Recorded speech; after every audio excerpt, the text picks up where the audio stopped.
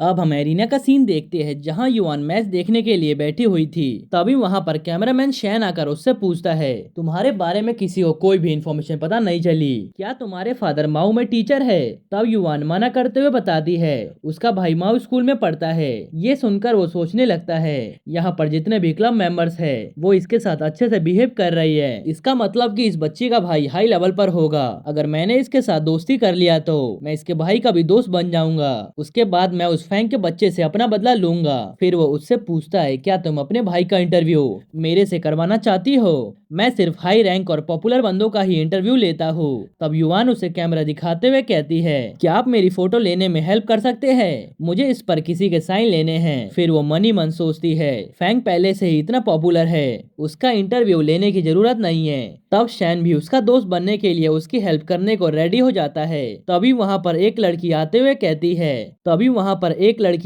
कहती है, युआन तुम्हारा भाई तुम्हारा इंतजार कर रहा होगा लॉन्ज में। उसके बाद सीधा युआन फैंग से मिलने जाती है और उस पर गुस्सा करते हुए बताती है, अभी मैंने फोटो सही से नहीं लिया है। तब वो पूछता है, ये सब बातें बंद करो और ये बताओ कि तुम शैन के साथ क्यों थी? मुझे लगा वो तुम्हें हॉस्टेज बना रखा है। तब वो बताती है, जब मैं फोटोज ले रही थी तब उसने मेरी फोटोज देखी और बताया कि ये सब बेकार फोटो है और मुझे अपना लिया हुआ फोटो दिखाया और उसके फोटोज काफी अच्छे दिख रहे थे। इसीलिए मैं तो सिर्फ उसकी हेल्प ले रही थी अच्छे फोटोज लेने में। तब फैंग उससे पूछता है, क्या तुम्हें वो वीडियो याद है जहां मैं एक मॉन्क से फाइट कर रहा था? ये वही बंदा था जिसने वो वीडियो लिया था और उससे 10 मिलियन कमाया और उसके सारे पैसे अपने पास रख लिए। मैं तो उसे कब से ढूंढ रहा हूँ ताकि मैं उससे बदला ले सकूं। ये सुनकर युवान शॉक्ड होते हुए पूछती है, क्या 10 मिलियन और उसने पूरा का पूरा रख लिया? तब फैंग उसे बताता है, अगर वो तुम्हें पकड़ ले और बोले कि उसके पास पैसे नहीं है तो समझ जाना वो तुमसे झूठ बोल रहा है। अब वो तुम्हारा दोस्त बनने का ट्राई कर रहा है। इसका मतलब कि तुम ये पता लगा सकती हो कि उसके पास कितने पैसे बचे हैं। ये सुनकर युवान सोचती है, उस एविल बंदे ने हमारे फैमिली के 10 मिलियन चुरा लिए। फिर वो कहती है, ये काम तो मेरे ऊपर छोड़ दो, मैं सब देख लूंगी और अपने फैमिली का पैसा कहीं और नहीं जाने दूंगी। दोनों भाई बहन एक जैसे ही है, वो दोनों ही पैसे के भूखे हैं और उसके लिए कुछ भी करने को रेडी रहते हैं। अब युवान वापस से अरीना में जाती है जहां शैन उससे पूछता है, क्या तुम्हारे भाई को कुछ चाहिए जो वो तुम्हें बुलाया था? तब युवान कहती है, हाँ मैंने अपने भाई को आपके बारे में बताया। तब उसने कहा उसने तुम्हारे बारे में नहीं सुना और वो छोटे मोटे इंटरव्यू नहीं करता। ये सुनकर शैन हल्का हेसिटेट करते हुए कहता है, ऐसा इसलिए है क्योंकि तुम्हारा भाई अभी इनएक्सपीरियंस्ड है। मैं अभी सेकंड रेट का जर्नलिस्ट हूँ और अपने फील्ड में बेस्ट हूँ। ये सुनकर युवान कहती है, मेरा भाई और माओ के बीच में अच्छे रिलेशन है, फिर वो इनएक्सपीरियंस कैसे हुआ? कहीं आप मेरे से झूठ तो नहीं बोल रहे हो? ये सुनकर शैन सोचता है, इसका भाई का अच्छा रिलेशन कैसे है प्रिंसिपल के साथ? कहीं ऐसा तो नहीं है कि इसका भाई ग्रैंड मास्टर है? ज्यादातर लोग ग्रैंड मास्टर को समझ नहीं पाते और ना ही वो लोग ज्यादा इंटरव्यू करते हैं। अगर मैंने किसी भी तरीके से प्रिंसिपल का इंटरव्यू ले लिया तो मेरा प्रमोशन हो जाएगा। तब वो कहता है, मैं तुम्हारे से झूठ कैसे बोल सकता हूँ? मैंने सभी रैंक 8 वाले के वीडियो और इंटरव्यू को शूट किया है। तब युवान पूछती है, इसका मतलब कि आप फेमस हो, फिर आप गरीब क्यों दिख रहे हो? जिस पर शैन कहता है कि अमीर लोग दिखावे में बिलीव नहीं करते हैं। जिस पर युवान उससे पूछती है कि इसका मतलब कि आप अमीर है? उसके बाद युवान एक एक करके उसके प्रॉपर्टी और पैसों के बारे में पूछने लगती है और जब युवान श्योर हो जाती है कि इस बंदे के पास पैसे है तब वो कहते, क्यों ना मेरे भाई का इंटरव्यू भी आप ही कर दो। ये सुनकर वो खुश होते हुए सोचता है, ये छोटी बच्ची तो बहुत ही बेवकूफ है। अब शैन युवान के साथ चला जाता है उसके भाई से मिलने और वो जैसे ही फैंग को अपने पीछे देखता है वो बहुत ही शॉक्ड होता है। फैंग उसके पास जाते हुए कहता है, शैंग हम बहुत दिनों बाद मिले हैं ना? अब ये सुनकर शैन की तो हालत खराब होनी शुरू हो जाती है। तब फैंग कहता है कि आजकल हम लोगों का जीवन बहुत ही मुश्किल में चल रहा है क्योंकि हमारे पास तुम्हारे जैसे फैंसी घर और शाइनी कार नहीं है। मैंने सुना है तुम तो डायरेक्टर हो एक बड़े से कंपनी का, तो तुम मुझे बिना गुड बाय बोले कैसे चले गए और ना ही मेरे 10 मिलियन मुझे दिए थे। ये सुनकर शैन उससे माफी मांगने लगता है, ये कहकर कि मेरे पास कुछ भी नहीं है, मैं तो सिर्फ झूठ बोल रहा था। अगर तुम्हें बिलीव नहीं होता तो ये लो मेरा क्रेडिट कार्ड, इसमें तुम चेक कर सकते हो। मैंने सभी पैसों का यूज कर लिया था पिल्स को खरीदने के लिए। उसका कार्ड देखकर फैंग को गुस्सा आने लगता है और वो सोचता है, ये अपनी लाइफ कैसे जी रहा है बिना पैसों के, ये तो रैंक 3 पर है ना। फिर वो गुस्से में कहता है, ठीक है अगर तुम्हारे पास पैसे नहीं है तो अपने बॉडी से पे करो। ये सुनकर शैन अपने बॉडी को कवर करते हुए कहता है, क्या तुम मेरे बॉडी का गलत यूज करना चाहते हो? ये सुनकर फैंग उसे पैरों से मारते हुए कहता है, ये तुम कैसी बकवास कर रहे हो? चलो अब तुम एक कॉन्ट्रैक्ट लिखो 50 मिलियन का, और आज से तुम मेरे साथ हर जगह चलोगे काम करने के लिए। मैं तुम्हें हर साल 5 मिलियन दूंगा, इससे तुम अपना कर चुकाते रहना। ये सुनकर शैन उसे बहाने देने लगता है। तब फैंग उसे डराते हुए कहता है, जल्दी से लिख दो या फिर मौत के लिए रेडी हो जाओ। अब तुझे हर महीने 1 हफ्ते तक मेरे साथ काम करना पड़ेगा। तुझे इससे अच्छा डील कहाँ पर मिलेगा? ये सुनकर शैन कॉन्ट्रैक्ट लिखते हुए सोचता है, ठीक है मैं अभी के लिए तो साइन कर रहा हूँ, मगर मैं फिर वापस से भाग जाऊंगा। फिर फैंग उस कॉन्ट्रैक्ट को पढ़ते हुए कहता है, अगर तुम मेरी बात मानोगे और हर एक रूल को फॉलो करोगे तो तुम जल्द ही अमीर हो जाओगे। मैंने हाल ही में कुछ सीक्रेट डिस्कवर किया है अमीर बनने का, और अगर मैंने इस बार तुम्हें भागते हुए पकड़ लिया तो इस बार तुम जिंदा नहीं बचने वाले हो। अब जाओ और बाद में रिपोर्ट करना। ये सुनकर शैन वहाँ से गुस्से में जाने लगता है। फिर फैंग उस कॉन्ट्रैक्ट को देखते हुए सोचता है, इसका फायदा नहीं है, मगर ये पूरी तरह से वेस्ट भी नहीं है। आजकल बहुत से लोग मोबाइल पर ऑनलाइन वीडियो देखने लगे हैं और शैन मेरी हेल्प कर सकता है वीडियो बनाने में, तो आगे जाकर ये मेरे लिए प्रॉफिट ही साबित होगा। अब हम सरीना को देखते हैं जो फैंग को बता रही थी, तुम अपने ब्लेड को अपनी वाइटलिटी खिलाकर उसका स्पीड और स्ट्रेंथ बढ़ा सकते हो। अच्छी बात यह है कि तुमने उस ब्लेड को एक्सचेंज नहीं किया था। तुम्हारा ब्लेड दूसरों को मारने के लिए ही बना है और मिस्टर जैंग ने उसे सालों तक शार्प करके रखा है। अगर तुम उसके स्ट्रेंथ को बढ़ाते रहे तो बाद में तुम उसे आसानी से यूज कर पाओगे। तब फैंग पूछता है, क्या मेरे ब्लेड से कोई भी नहीं जीत सकता है? तब सरीना बोलती है, वो तो डिपेंड करता है कि आखिर तुम्हारे सामने कौन खड़ा है। अब तुम नॉर्मल इंसान पर ब्लेड का तो यूज नहीं करोगे। अगर तुम महीनों तक उसे वाइटलिटी खिलाते रहे तो तुम आसानी से कैटाकॉम के रैंक 5 को मार पाओगे। ये सुनकर फैंग बोलता है, सिर्फ रैंक 5 को? उसकी बात सुनकर सरीना सोचती है, अभी तुम रैंक 6 को मारने के लिए तो रेडी नहीं हो और अभी से घमंडी बन रहे हो। फिर वो वहाँ से जाते हुए कहती है, मैं कैटाकॉम में वापस से जा रही हूँ। अगर तुम्हें कुछ पूछना हो तो बाकी के टीचर से पूछ लेना। तब फैंग पूछता है, क्या आप ब्रेक थ्रू करने वाली हो? मगर सरीना उसे मना कर देती है और बोलती है, मैं आने वाले कंपटीशन में नहीं रहूंगी, इसीलिए टाइम पास ना करके अपने ट्रेनिंग पर ध्यान देना। अगर तुम उनका सामना ना कर पाओ तो तब उनके सामने सरेंडर कर देना। ज्यादा एरोगेंट बनने की जरूरत नहीं है, क्योंकि अगर तुम्हें इंजरी आई तो तुम्हारे लिए मुश्किल हो जाएगा। ये सुनकर फैंग स्माइल करते हुए कहता है, ठीक है मैं समझ गया। अब फैंग भागते हुए डीन के पास आता है और पूछता है, क्या आपके पास अभी भी हर्ट एसेंस है और वो कितने में बिका है? तब वो 50 मिलियन बताते हुए उसे कार्ड पकड़ा देते हैं। उस कार्ड को लेते ही फैंग का सिस्टम अपडेट हो जाता है और हम उसके अंदर 1 बिलियन से ज्यादा पैसे देख पाते हैं। अब हम फैंग को देखते हैं जो इधर उधर घूमते हुए सिर्फ सिस्टम को देखे जा रहा था, जहाँ सिस्टम अभी भी अपडेट हो रहा था। इस कारण से वो परेशान था कि आखिर इसमें इतना टाइम कैसे लग रहा है। कुछ देर बाद उसका सिस्टम अपडेट हो जाता है और उसे एक डिफेंस वाला टेक्निक दिखता है।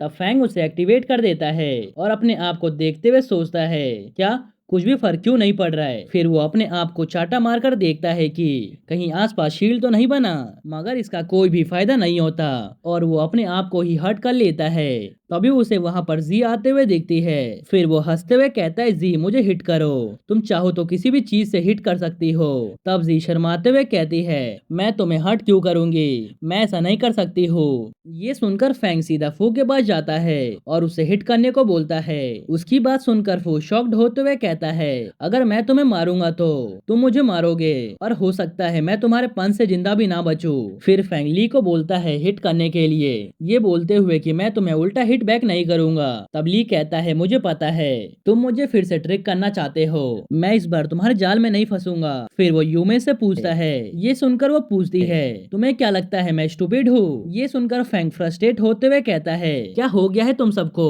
कोई भी मुझे हिट क्यों नहीं कर रहा, तुम सब तो यूजलेस हो। तब फैंग जाते हुए कहता है, ठीक है कोई बात नहीं, तुम सब बाद में रिग्रेट करोगे, मैं तुम सबको लास्ट चांस देता हूँ हिट करने का।